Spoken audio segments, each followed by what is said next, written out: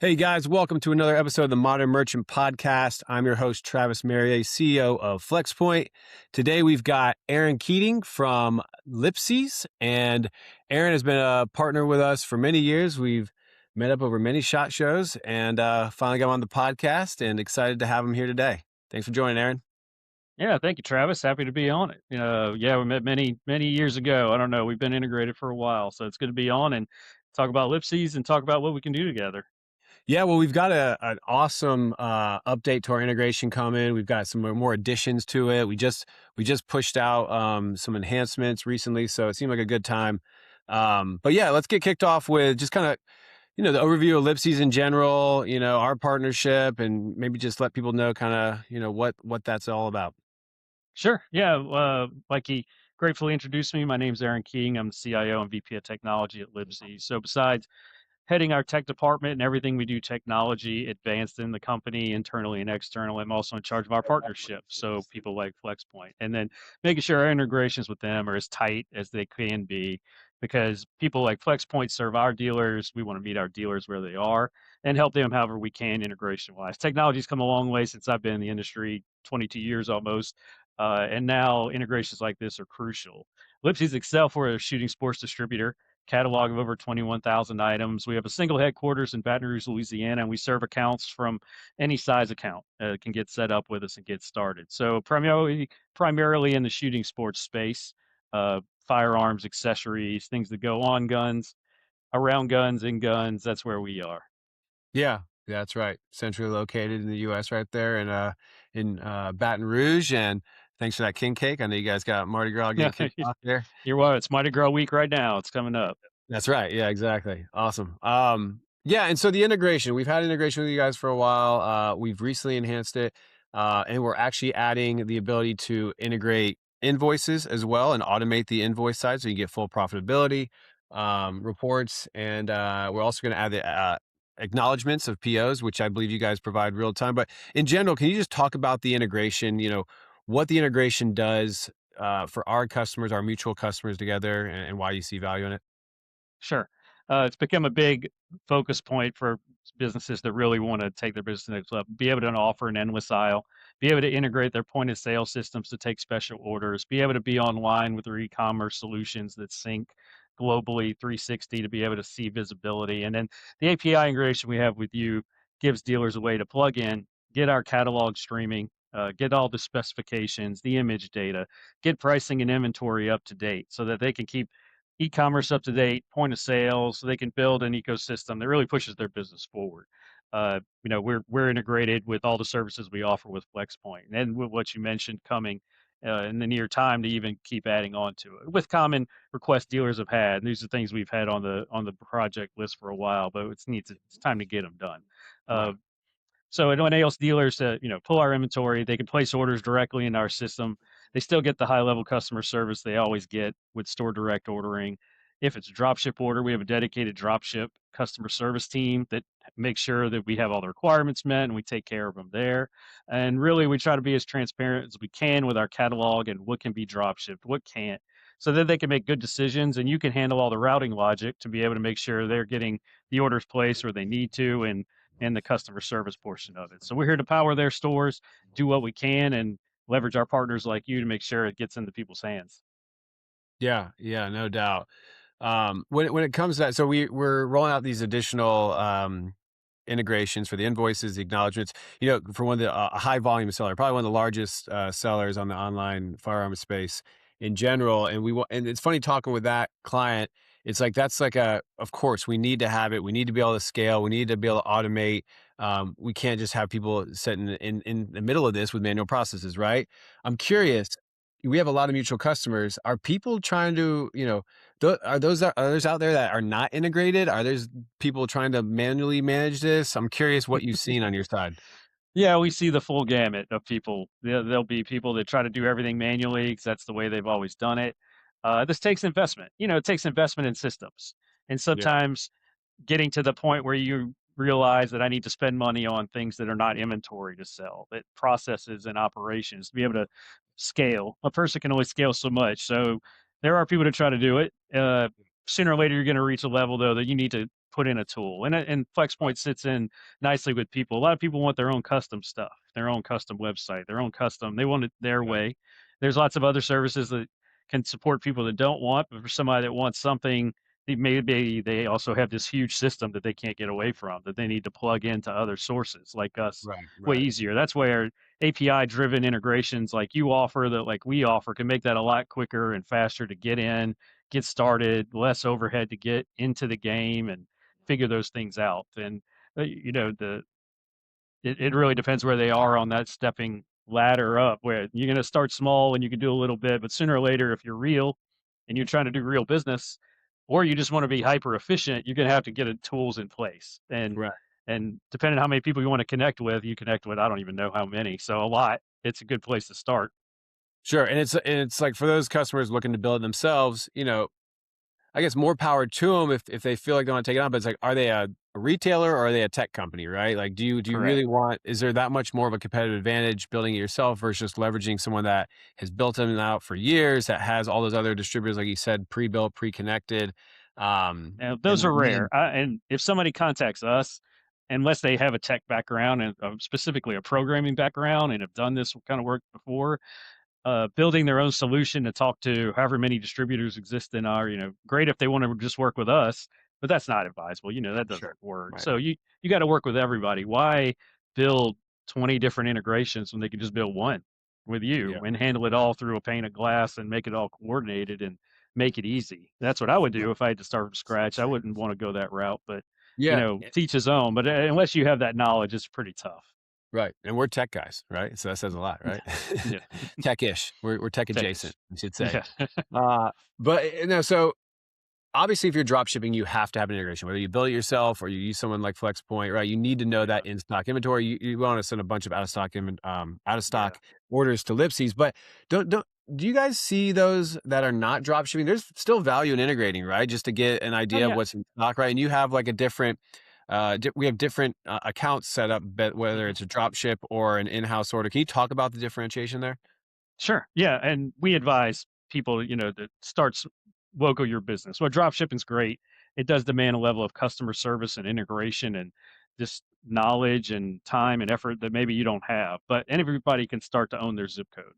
So that's where we advise everybody to start. Whether in your local area, what can you offer to your customers so that they come to you for the products they need? And then being able to offer an endless aisle. So maybe you have a website, you don't have to drop ship. You just need to offer everything you can to the customers that are within a driving distance to you and get billboards and radio ads and Facebook ads if you can pull them off and all those things, and then try to drive your traffic locally to really build your business, build your customer base before you start going straight into drop shipping. And then you're going to be uh, you're going to be in a totally different world then. So it's a Yeah. different animal with everything that's involved. So I still think there's a lot of value, maybe even more, because you Right. got to keep your brick and mortar store alive, and you need to draw traffic to it. Then if you get people ordering online, you get foot traffic, you get add-on sales of things you keep in stock. We're definitely helping them with that for store direct ordering. So it all kind of works together. But I definitely think that's the place everybody should start, unless you're going to be a full online only from the beginning. That's your Yeah. business model, and you're building everything around it to do that. If you have a brick and mortar store, you want to get traffic in it. And I think offering our entire catalog through an integration that's easy just makes perfect sense. Why not do it? Yeah, 100%. I mean, yeah, I think about when I go into like an auto zone and I'm like, do you have this certain oil filter, air filter, this part, right? Like they Hmm. always go to the computer. Let me see if I got it. Like it's not, sometimes it's in store, right? And it's on their Hmm. shelf. But a lot of times they're just pulling from a distributor's catalog. They're looking it up. They could use Flexpoint for that or whatever else they might be using and say, yeah, I've got it. It looks like it'll Hmm. be here in a couple days. I'll see you here, on Thursday. Great. Yeah, So that's yeah, that, exactly. Don't turn down a I- sale. If you can make right. a sale, don't turn down a sale, because we're a warehouse. Leverage our warehouse Yeah. to be an extension of your building. That's why we're here. It's a good point, right? Otherwise, they're going down to the next shop, and then Yeah. they're now you brand loyal there. But if they know they're always coming to you, if they don't have it on in stock, they can find it and get it for you. That's brand loyalty, no doubt. Yeah. Well, cool. So, and you brought up a good point. It's very different uh, selling online versus selling to your local zip code, right? It's a different marketing strategy, different approach. There's different ways of attacking it. For those that are wanting to really get, whether they're a brick and mortar now today or they're just a pure play online retailer, want to go after that market, can you talk a little bit about the value of of looking at and maybe learning about API versus EDI and all the technology behind it. Because I'm sure a lot of people hear like, "Oh, you're online, you got to do EDI," right? We know this EDI is like a blanket term, and but Yeah. there's different protocols, different tech terminology. So, can you just talk a little bit about Right. the differences there, what you've seen, and yeah, Yeah. educate us a little bit? Sure. I mean, unless you're a very large retailer or a store that's got is multiple systems in place that are you have to be involved with. Anybody new starting out should go an API driven integration. Our API is a REST API. It's not file based. I mean, API generally smaller transmission file sizes between people. It's faster. It can be more immediate responses. You're going to run into your time to get going is going to be a lot shorter because most developers now they're all used to using APIs to find somebody integrating EDI documents. So EDI, just to cover for people who don't know, it stands for electronic data interchange, and it's been a standard for different documents like invoices and purchase orders and ship notices. It's been around for decades, a long time. I always joke that the world's economy is built on text files being traded between a lot of people because that's what EDI is. Traditionally, it's a text file a system spits out that has to get picked up by another system, translated, turned into something else, put in another system. And then you can imagine the chain that has to go on for the supply chain of information to make all that work. Uh, APIs, REST APIs generally don't have any of that going on. Where there's some translation you're going to have to do depending on your customization, you're getting immediate responses. That lag time between transmissions is much shorter unless you've invested a lot of money in an EDI solution or you're working directly with someone doing EDI, which is very rare. Usually there's a VAN, a value added network in the middle, is the clearinghouse and the broker and the verification for all these documents sitting in the middle that you have to get involved with. With a REST API, APIs, you can just way easier to work directly together. And while you Flexpoint sits in the middle, sort of like that, being API driven means you don't have the file standards, while they're set, you don't have to worry about flat file transmissions and things like that. It can be a lot faster and a lot easier, and less maintenance. Changes are easier. I mean, there's a lot of reasons why the whole tech industry has moved towards an API driven infrastructure. Every big company uses them. I mean, uh, EDI has its place, and if you have to go that route, it is what it is. But wouldn't be the what I advise anybody to do right now if they can help it. Yeah, and it's good for those that are just getting into this world of integration and all the acronyms, EDI, API, FTP, right? Yeah. It'd be good for them to understand that a lot of times people talk about EDI as it's the only choice. If you want to start working with somebody, you got to do EDI. Hmm. If they're using a system like FlexPoint, if there's always a conversation there of like, well, we don't want to do EDI because it takes 3 months, 9 months, whatever it might be, right? Yeah. We want to move quicker, but we do want to integrate.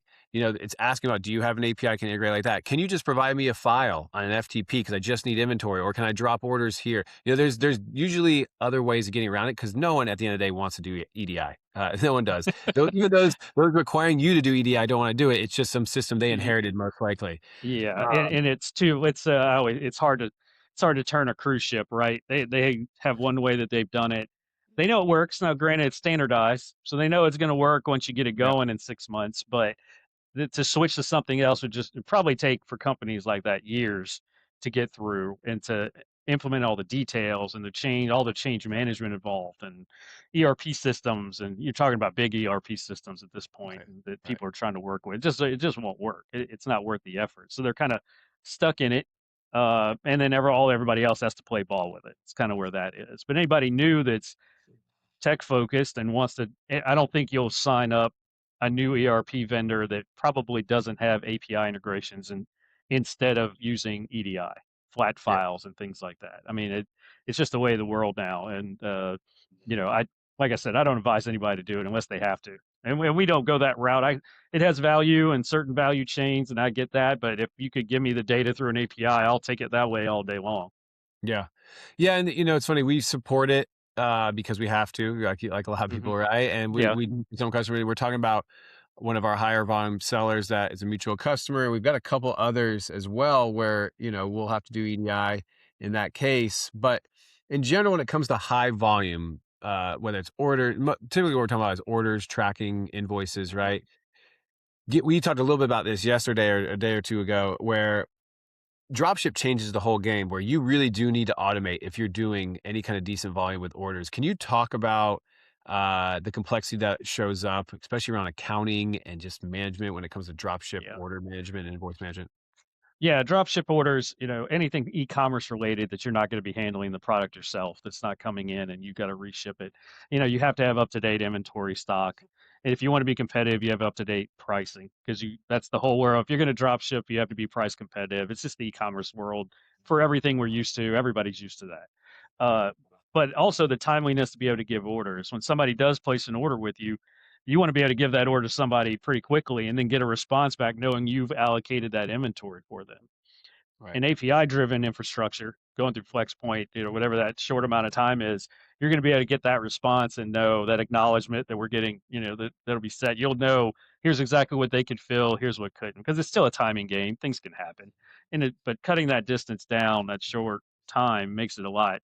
Well, not 100% sure, but a lot of the time you're going to get what you need from your customer.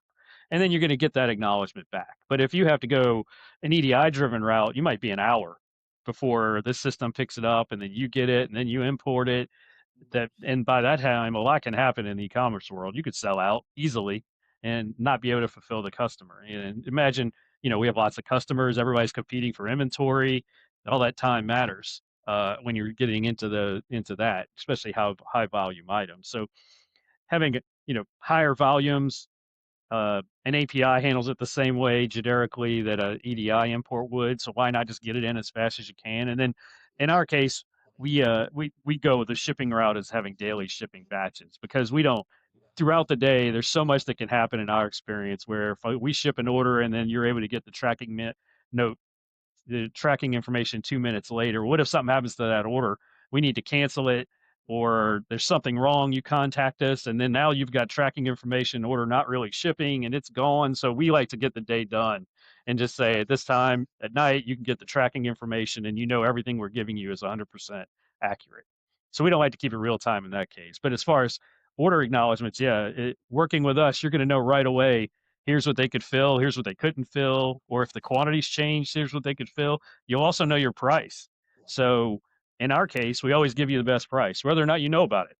So if you're not putting something on sale and we decide to put it on sale this morning, when you give us that order later on in the day, we're going to give you the better price just for benefit of being a Lipsey's customer. So uh, EDI, maybe not, you might not get that. There's different rule sets and things like that. We have better controls on the API, but that's another, big advantage I see of it. But definitely the timeliness and the speed to get the data back in your system and make other decisions. Because at the end of the day, you want to take care of your customer. And if you can't source it from us, you have to source it from somebody else, and you don't want that to go on. You could handle that workflow in 10 or 15 minutes if you have somebody there that can source it and make sure it's done instead of maybe half a day or who knows what. Right. Yeah, with the your industry and just a lot of industries, we see everyone's got an inventory feed because we know that's like step one. Everyone can accept a Hmm. purchase order because they want to accept the orders, right? And they give back Hmm. tracking. But invoicing has always been difficult, or at least we don't see it as a standard. Like, of course, we have invoices, and Yeah. maybe if we do, it's just the 810 EDI. We don't have it in the API, or we don't do whatever. Hmm. It seems to be one of those things where we have to push more, and we have to have like a big name retailer type, help us kind of get that provided. But that's one of the biggest additions that you guys are adding, and I think we're doing Correct. that right now, right? Is bringing invoices Yeah. into your API, so you don't have to go the EDI route. Is that correct?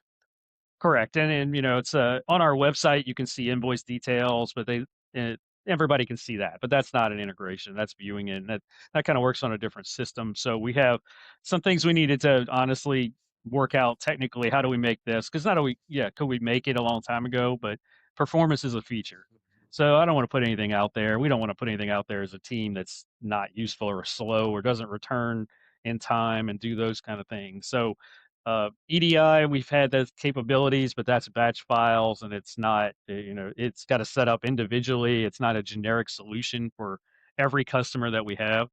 So now we're putting the proper endpoints in place and doing the proper work so that we can offer this to roll out to everybody and be integrated as a feature, including tracking information, right? We've provided tracking information before, but we want it to be the full invoice detail of what somebody needs to do the three-way match. Really, at the end of the day, we ship it out, they get the order placed with us, and you get the tracking information, and then here's your invoice information, and the PO should match everywhere, and then your accounting system should be good.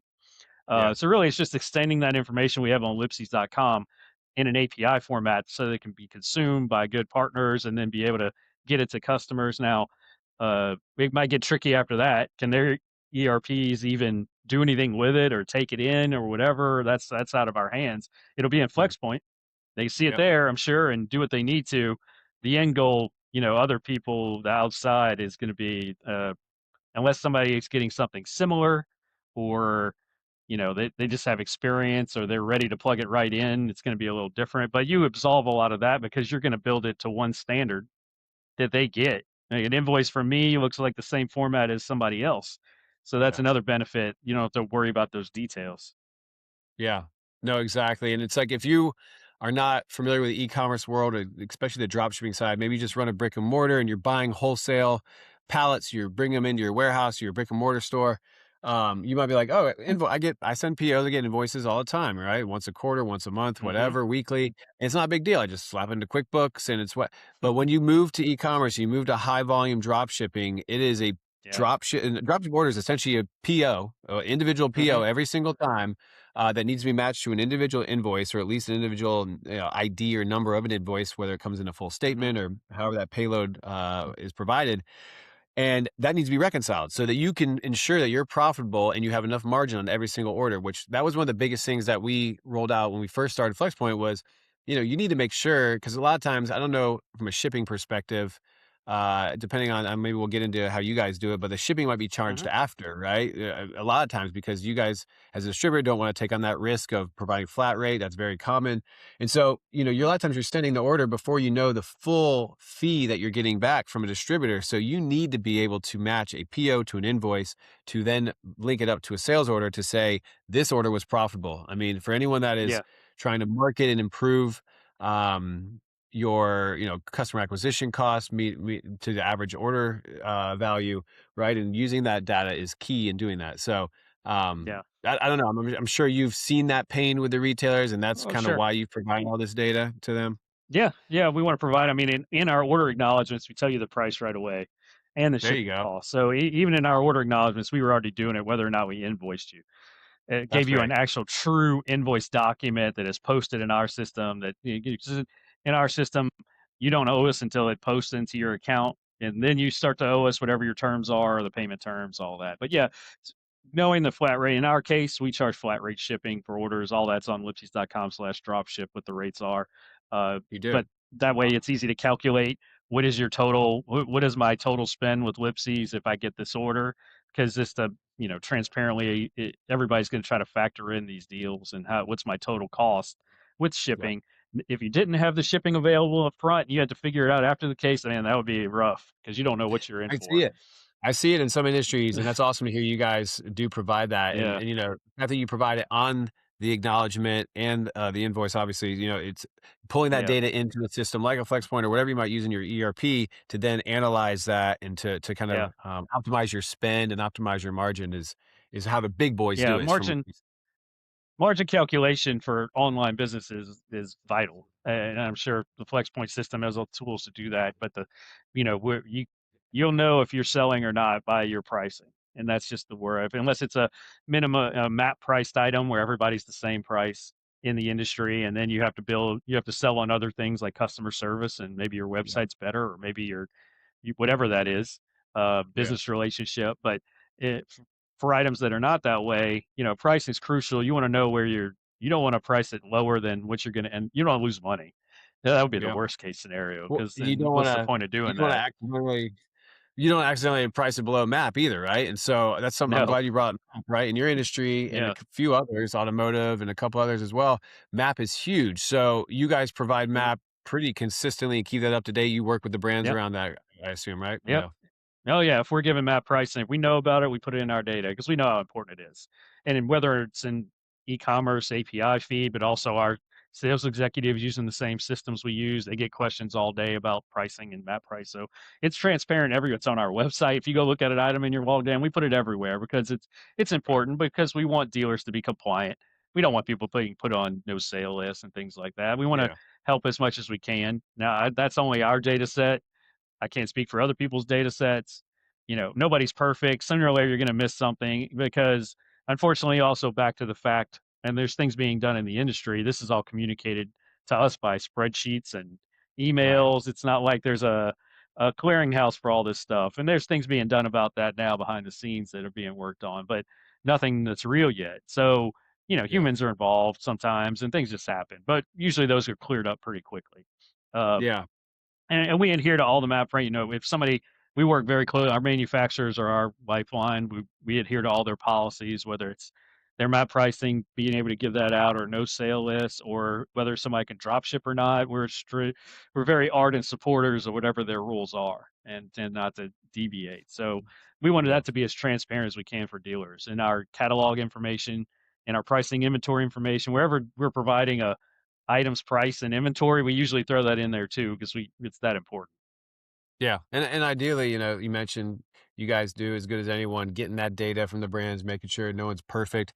If you're using something like a FlexPoint, you're looking at a product, you got Lipsey's, you got supplier B, supplier C, so Hmm. so ideally all the data is there, and having map is important because a lot of our customers build their pricing around map, whether it's like Hmm. marketing up off of cost, but if map exists, bring it down to map or ensure it's north of map At or map, just yeah. at map exactly. So all that data that you guys provide is crucial for us and our customers. So, well, awesome. So, I wanted to we were kind of getting up to the 30-minute mark, so I wanted to I threw some rapid fire questions here. I was hoping this All one's a right. big one. I was curious, when it comes to onboarding, I know you see a lot of customers. You guys got a big brand name in the space, and you see a lot of new customers showing up every day. Is there any kind of wise words around like mistakes you're seeing of like a new retailer or retailer getting in e-commerce that might be Hmm. established online? Just any kind of advice there for like mistakes you might see new retailers show up with? Yeah, thinking that you can hire. In some cases it works, some cases it doesn't. Your local development shop in your town that's never integrated a catalog to sell e-commerce and thinks they can build you a website that might look good, but on the back end they've never integrated anything like that that needs to be done. And fortunately, we've seen some people fall into pitfalls where they're not recouping their money out of that instead of going with the right solution to begin with. That's one. Another is that people that do want to try to build their own solution don't remember that we all have the same UPC numbers. We all have the same data in our catalog. So how are you going to rectify combining, 20 distributors' data into one system? How are you got to think from the beginning with that, or you're going to run into all kinds of issues. Uh, People not having the right customer service resources in place, and that's just basic, you know, not catalog. That's just basic customer service in the store, online. They start selling online, but they don't have the support channel behind it to help customers. Um, you want to be able to get tracking, get turned around to customers for dropship orders. So, I mean, being in the industry and we have a lot of dealers, we get to see a lot of things. We see a lot of people doing a lot right. We get to also find out when people maybe aren't going down the right road, and we try to help them and get them set where they want to be. But that's just some of the things we've seen. I could probably talk about it all day, but Yeah, yeah, that find the right platform, picking it from the beginning, vetting everything, and getting a proper business plan in place is very important. yeah. All right, this might be a tricky one. API versus EDI in one sentence.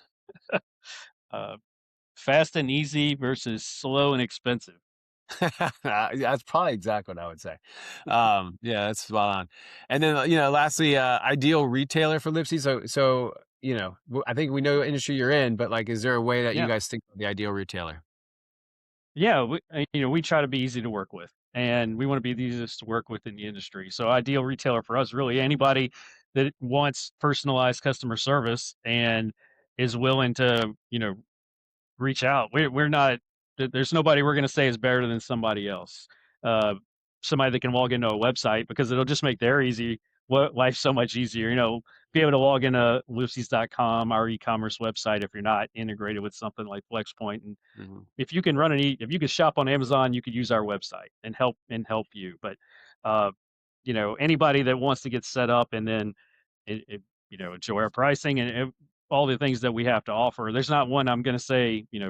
Ideal would be see somebody hungry that's got a good idea that's maybe we can help them understand how the industry works if they're new.